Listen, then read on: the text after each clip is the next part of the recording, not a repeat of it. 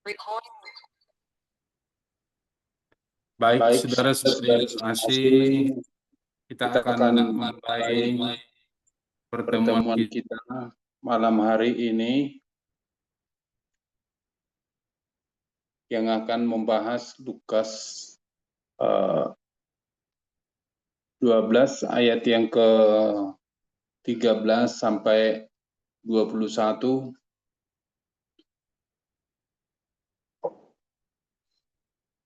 Saya akan bacakan lebih dahulu di tengah-tengah persekutuan kita.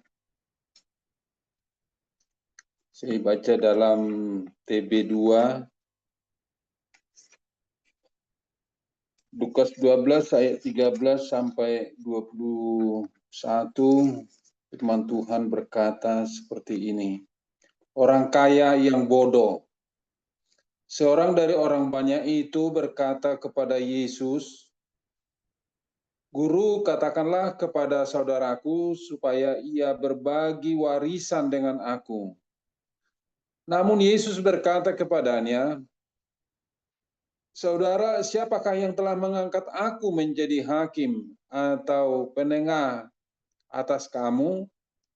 Katanya lagi kepada mereka, "Berjaga-jagalah dan waspadalah terhadap segala ketamakan, sebab walaupun seorang berlimpah-limpah hartanya, hidupnya tidak berasal dari kekayaannya itu." Lalu ia menyampaikan kepada mereka suatu perumpamaan.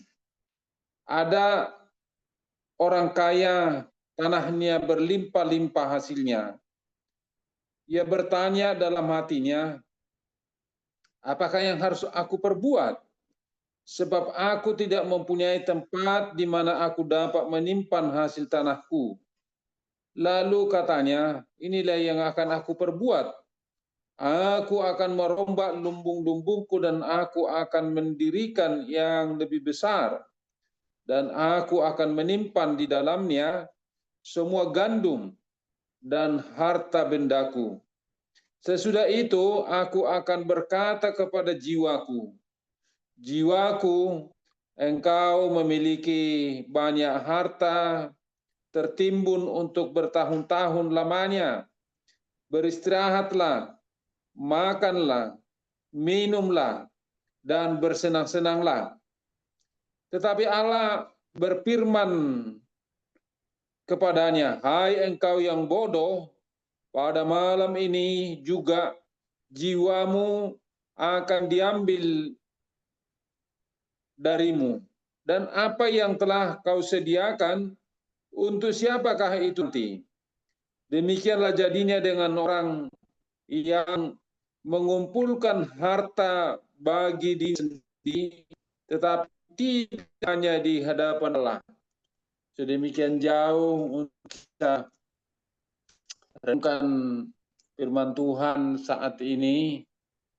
Saudara-saudara yang kekasih dalam Tuhan Yesus Kristus, melalui kebenaran firman Tuhan pada malam hari ini kita mau mendalami lebih dalam tentang Lukas ini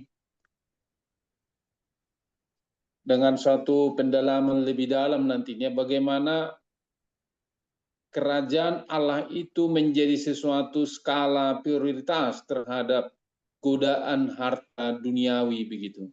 Atau prioritas kerajaan Allah itu menjadi harta sejati melampaui duniawi. Itu saudara-saudari yang menjadi harapan kita pada malam hari ini lewat kebenaran firman Tuhan ini. Saudara-saudari, sebelum masuk kita lebih dalam tentang kebenaran firman Tuhan ini, bahwasanya konteks Lukas ayat Lukas 12 ayat 13 sampai 21 ini, bagaimana para pendengarnya pada masa itu untuk memahami tentang kerajaan Allah yang diperhadapkan dari masyarakat begitu, lalu situasi kondisi masyarakat itu dipergunakan Tuhan Yesus dalam rangka menyampaikan tentang kerajaan Allah itu. Lalu saudara-saudari, bagaimana juga dengan keterkaitan dengan ketidakpastian ekonomi yang bisa juga kita hadapi, lalu kita melihat bahwasannya kerajaan Allah itu menjadi sesuatu yang skala prioritas dalam kehidupan kita dalam menghadapi hal-hal ketidakpastian ekonomi yang mungkin kita hadapi. Dan juga nanti kita akan bertemu bagaimana kita sebetulnya menghadapi ketamakan ataupun kerakusan oleh karena harta duniawi begitu, tetapi bagaimana kita lebih fokus kepada harta surgawi. Saudara-saudari, jadi konteks yang kita hadapi ini bisa juga terjadi seperti yang ada dalam pembacaan Lukas tadi, yaitu tentang warisan gitu sebagai pemicu perselisihan dalam keluarga. Kita lihat tadi saudara-saudari bahwasannya keluarga itu mau mengangkat Yesus menjadi hakim ataupun penengah di tengah-tengah keluarga ataupun harta warisan yang ada pada mereka begitu. Tapi Yesus, saudara-saudari, menegaskan di situ, siapa yang mengangkat aku menjadi hakim di antara kalian yang bersaudara? Itu yang mau dipertegas oleh kebenaran firman Tuhan pada malam hari ini. Lalu kesempatan itu dipergunakan oleh Tuhan Yesus dalam rangka menyampaikan suatu kebenaran tentang kerajaan Allah. Bagaimana dia bisa mengalihkan fokus betul-betul ke masalah internal lalu diangkat menjadi masalah tentang kerajaan Allah begitu. Lalu di ayat 15 tadi kalau bisa kita lihat tentang ketamakan. Ini bahasa Yunaninya pleonexia itu gitu. Jadi nafsu tak pernah puas dengan apa yang dia dapatkan. Jadi budaya konsumerisme modern yang kita bisa hadapi dalam zaman kita ini. Pleonexia itu tidak puas-puas dia dengan apa yang dia dapatkan itu. Jadi ibaratnya kehausan karena minum garam dan terus-menerus dia kehausan begitu, tidak cukup-cukup air sama dia. Nah itu. Lalu perumpamaan yang diangkat Tuhan Yesus di situ, yaitu orang kaya yang bodoh, untuk juga saudara-saudari bagaimana bisa mereka memahami supaya fokus bukan ke akunya, tetapi bagaimana mereka fokus ke dalam kerajaan Allah. Kita lihat dalam pembacaan tadi, kata aku di situ ada beberapa kali. Aku akan merombak lumbung-lumbungku, aku akan mengisi gandum ke dalamnya, aku akan mengisi harta kekayaanku ke dalamnya begitu. Jadi itu monolog egois, maksudnya di situ dia mengandalkan diri sendiri atas kekayaan dan seolah-olah dengan kekayaan itu bisa menjamin akan masa depannya begitu. Dengan perencanaan keuangan yang baik semuanya bisa tercukupi. Itu bisa diperhadapkan dengan bagaimana orang yang betul-betul tergantung pada Allah dari segi sudut ekonomi, tapi dia terbatas, dia menyerahkan segalanya dalam pimpinan Tuhan, begitu saudara-saudari.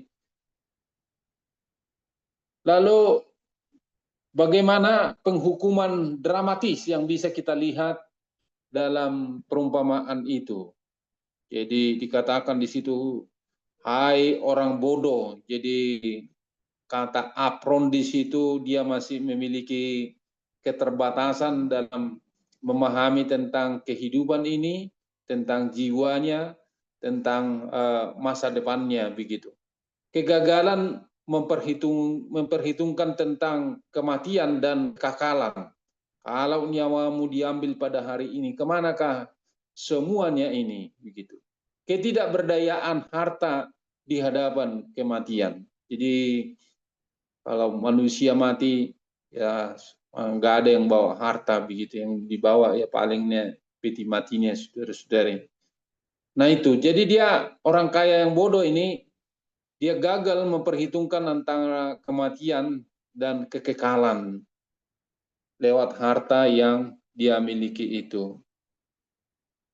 Lalu kekayaan sejati adalah bisa kita lihat melalui firman Tuhan itu tidak dikumpulkan untuk dirinya sendiri, tapi dikumpulkan di hadapan Allah. Aspek kekayaan sejati itu ketika mau dikumpulkan di hadapan Allah, maka dia yakin, percaya sepenuhnya, tergantung sepenuhnya kehidupannya kepada Allah begitu. Dalam kehidupannya ada ketaatan, hidup yang sesuai dengan kehendak Allah. Dan juga dalam hidup ini juga dia orang yang bermurah hati, mau berbagi dan mau bersedekah kepada sesamanya manusia. Jadi juga saudara-saudari aspek kekayaan sejati itu ketika kita mau melayani dengan baik, menggunakan waktu yang Tuhan berikan, menggunakan bakat yang Tuhan berikan dalam kehidupan kita menjadi sumber daya yang baik, yang semuanya bisa memuliakan Allah lewat apa yang kita dapatkan itu. Jadi bukan akunya lagi yang menonjol, tetapi penyerahan dirinya kepada Allah begitu. Begitu saudara-saudari, bagaimana itu bisa diterapkan dalam kehidupan kita masa kini adalah mengatasi ketakutan ekonomi. Jadi bagaimana kita bisa mengatasi ketakutan ekonomi kita, yaitu dengan percaya sepenuhnya kepada Allah. Jadi bukan berarti kita saat mengatasi ekonomi kita hanya berserah diri kepada Allah, tetapi sama seperti sebelumnya, kita mampu menggunakan waktu, bakat, sumber daya yang kita miliki itu untuk bekerja dengan baik, ya, tetapi harus bergantung sepenuhnya kepada Allah. Demikian saudara-saudari kita mengatasi ketakutan ekonomi itu. Hidup kita tidak tergantung pada harta sebagaimana orang kaya yang bodoh dalam firman Tuhan tadi begitu. Tapi kita fokus kepada kaya di hadapan Allah. Jadi bukan kita mengumpulkan harta duniawi, tapi kita lebih fokus kepada kaya di hadapan Allah. Lalu lewat firman Tuhan ini juga saudara-saudari bagaimana kita bisa menantang ketamakan dan konsumerisme yang sebetulnya saudara-saudari bisa membuat kita meninggalkan akan kerajaan Allah. Maka diperingatkan kepada kita, waspadalah. Jadi kata pleonixia itu dalam ayat yang ke-15, bahwasannya waspada terhadap kekayaan duniawi yang kita miliki itu. Mari kita evaluasi motivasi pengejaran akan kekayaan yang ada di dalam kehidupan kita. Jadi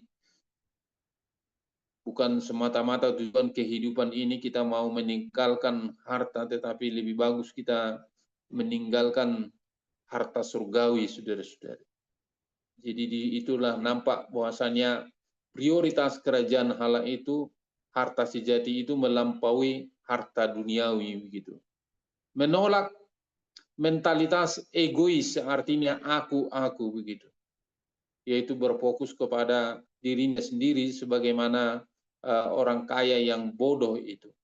Menginvestasikan hidup dalam kekekalan yang dimulai dari kehidupan dari masa kini. Begitu, saudara-saudari. Bagaimana kita menginvestasikan untuk kehidupan yang kekal? Perencanaan harus berpusat dari diri sendiri ataupun kebodohan fatal kita, demi kita terus masuk ke dalam mengikuti rencana ataupun jalan Allah, kehendak Allah dalam kehidupan kita. Menggunakan sumber daya yang kita miliki itu untuk kerajaan Allah. Kedermawanan finansial begitu. Jadi apa yang kita dapatkan itu tidak hanya untuk diri kita sendiri, tapi juga kita bisa berbagi kepada orang lain. Lalu saudara-saudari, investasi spiritual, di mana investasi spiritual itu maksudnya dari kehidupan kita sekarang ini, kekekalan itu sudah kita hidupi, jadi kita tidak menunggu nanti-nanti, tapi sudah mulai kita hidupi relasi yang amat dalam, itu melalui merenungkan firman, merenung, melakukan, dan juga selalu merindu akan firman Tuhan itu di dalam kehidupan kita. Kita terus berdoa dengan sungguh-sungguh, begitu memiliki relasi yang amat dalam dengan Tuhan, dan juga kita terus mau beribadah, dan juga ya bahkan pun berpuasa dan mempersembahkan persembahan kita sebagai buah daripada iman kita. Jadi ada kata firman Tuhan, saudara-saudari, bukan dengan seberapa kamu mau sebetulnya, tapi dengan seberapa kamu mampu. Bukan dengan seberapa kamu suka, tapi dengan seberapa kamu merasakan berkat-berkat Tuhan itu dalam kehidupan kita. Menginvestasikan hidup dalam kekal itu termasuk juga melayani terhadap sesama dengan baik begitu. Jadi saudara-saudari, bahwasannya melalui firman Tuhan pada malam hari ini kita mau diajak bagaimana kita bisa masuk ke dalam prioritas kerjaan Allah menjadi harta sejati, melampaui hal-hal yang duniawi. Jadi ketika kita lebih mengutamakan hal-hal yang duniawi di dalam kehidupan, mengutamakan hal-hal yang surgawi di dalam kehidupan kita, maka akan sukacita kita gitu dalam menghadapi kehidupan yang kita hadapi sekarang ini. Jadi saudara-saudari, bahwasannya kita bisa belajar dari firman Tuhan malam hari ini, penolakan Yesus atas perannya sebagai hakim untuk harta dunia ini. Bisa menjadi suatu perenungan bagi kita. Berapa banyak dari kita yang pernah mengalami konflik keluarga karena masalah harta warisan? Berapa banyak dari kita yang merasa cemas tentang keuangan, tentang masa depan, tentang apakah kita akan memiliki cukup untuk hari-hari esok gitu. Jadi saudara-saudari, kalau itu terus-menerus dalam kehidupan kita, maka bisa terjadi ketamakan di dalam kehidupan kita, atau plenoksia. Plenoksia itu bahwasannya nafsu yang tidak pernah puas untuk memiliki lebih banyak. Ini adalah penyakit yang sangat umum di zaman kita, di tengah budaya konsumerisme yang merajalela begitu. Jadi inti dari peringatan ini adalah bahwa nilai sejati kehidupan tidak ditentukan oleh akumulasi harta benda kita. Keamanan dan kepuasan hidup tidak berasal dari kepemilikan material, tetapi dari hubungan dan ketergantungan kita pada Allah. Itulah sebetulnya kerajaan Allah itu gitu. Lewat hubungan dan ketergantungan kita pada Allah. Jadi saudara-saudari, perumpamaan orang kaya bodoh itu mau mengilustrasikan bagi kita bahaya daripada ketamakan begitu. Di situ mau mempertegas melalui kebenaran firman Tuhan itu, hai orang bodoh, pada malam ini juga jiwamu akan diambil daripadamu. Dan apa yang telah kau sediakan untuk siapakah itu nanti? Tidak disebutkan dalam sumber, tetapi ini adalah sumber perikop yang dipertanyakan. Kekayaan yang ditimbun untuk diri sendiri tiba-tiba menjadi tidak berarti di hadapan kematian, sebagaimana yang sudah kami jelaskan tadi. Jadi kaya di hadapan Allah dalam ayat penutup itu, ayat 21 itu, memberikan kunci prioritas. Demikianlah jadinya dengan orang yang mengumpulkan harta bagi dirinya sendiri tetapi tidak kaya di hadapan Allah. Nah, itu kan ayat 21 itu. Jadi saudara-saudari diperhadapkan di situ orang yang mengumpulkan harta duniawi dengan hidup di dalam kerajaan Allah. Jadi menjadi penekanan yang utama atau poin di situ yang penting bagaimana kita hidup di dalam kerajaan Allah itu menjadi suatu skala prioritas di dalam kehidupan kita sebagai anak-anak Tuhan gitu. Jadi jangan lagi ada seperti kata orang kaya yang bodoh itu, aku akan merombak lumbungku, aku akan menyimpan segala gandumku, barang-barangku, aku akan berkata jiwaku, ada padamu banyak barang gitu. Lihat betapa banyaknya kata aku dan ku dalam pembacaan tadi orang kaya yang bodoh itu. Menunjukkan bahwasanya fokus yang ekstrim dalam dirinya sendiri. Orang kaya ini sepenuhnya mengandalkan dirinya sendiri dan kekayaannya. Saudara-saudara, bukan ini yang sering kita lakukan. Kita bisa, aku akan menabung, aku akan berinvestasi, aku akan membeli rumah, aku akan memastikan masa depan keuanganku gitu. Tidak ada masalah sebetulnya dengan perencanaan keuangan yang bijak seperti itu, tetapi masalahnya adalah ketika kita mengandalkan kekayaan material sebagai jaminan keamanan kita. Ketika kita melupakan Allah dalam perencanaan kehidupan kita, itu saudara-saudari yang jadi masalah begitu. Maka bisa terjadi penghukuman dramatis sebagaimana yang dialami oleh orang kaya yang bodoh itu.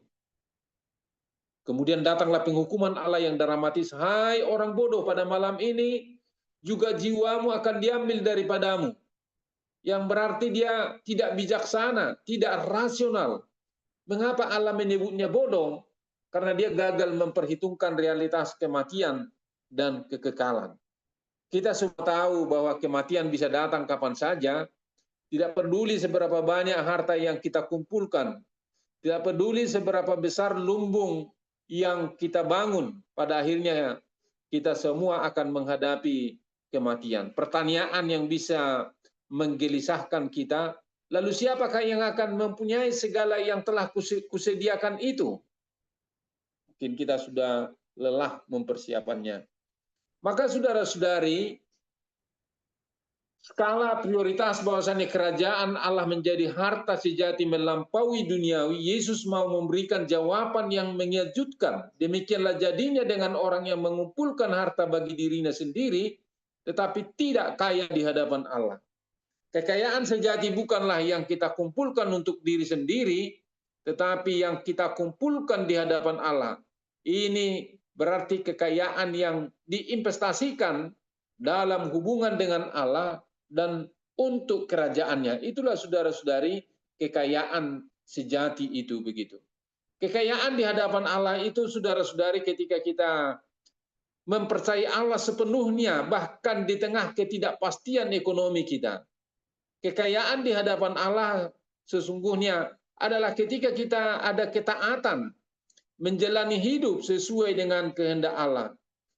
Kekayaan di hadapan Allah itu, saudara-saudari, kerajaan Allah itu adalah ketika kita mau murah hati, berbagi dengan sesama, bersedekah, mendukung pekerjaan Tuhan. Kekayaan dan pelayanan yang sejati itu, saudara-saudari, menggunakan waktu, bakat, sumber daya untuk melayani Tuhan dan sesama, begitu saudara-saudari.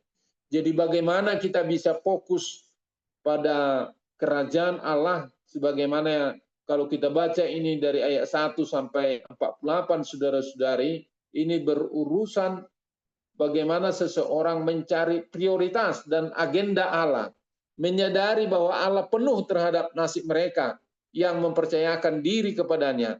Peringatan terhadap kemunafikan dan keserakahan adalah prioritas utama gitu.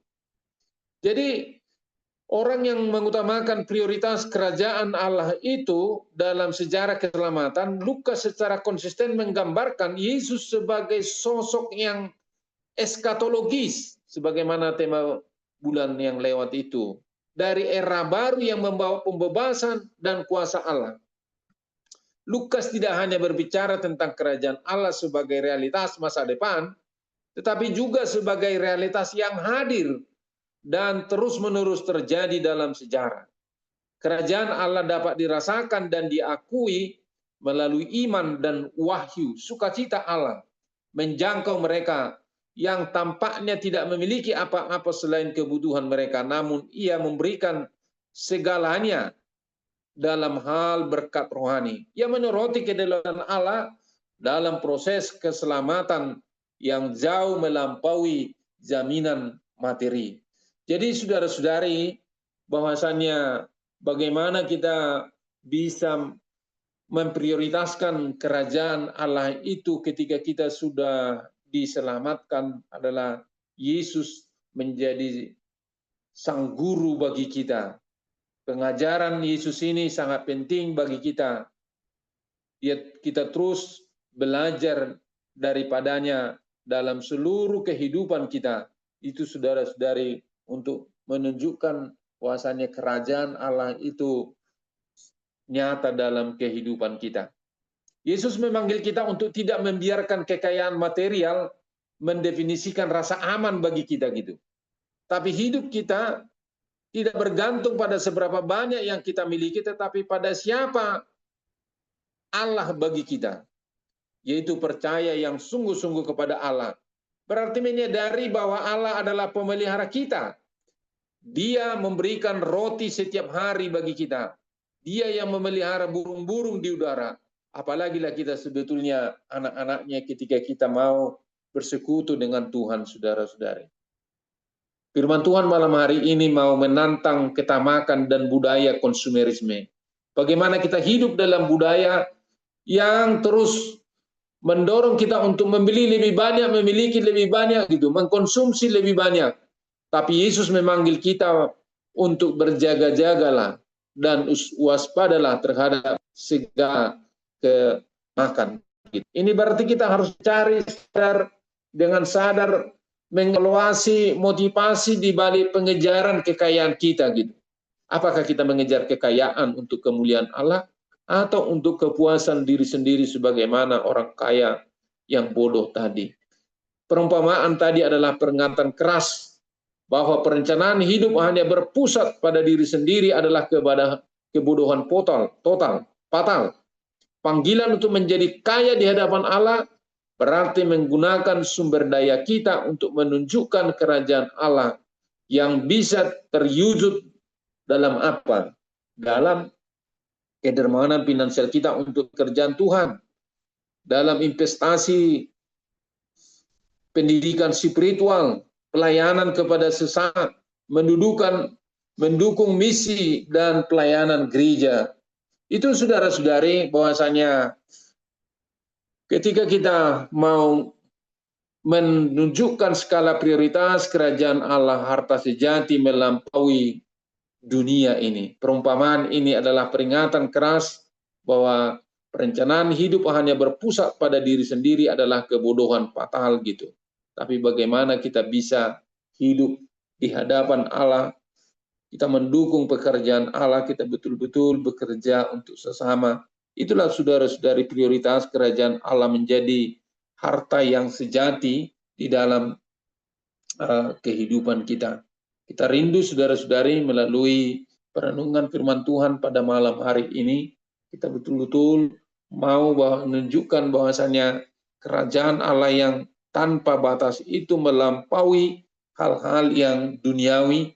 Jadi ukurannya bukan lagi tentang harta duniawi kita, tapi ukurannya seberapa dalam sebetulnya hubungan kita dengan Allah dalam kehidupan kita ini.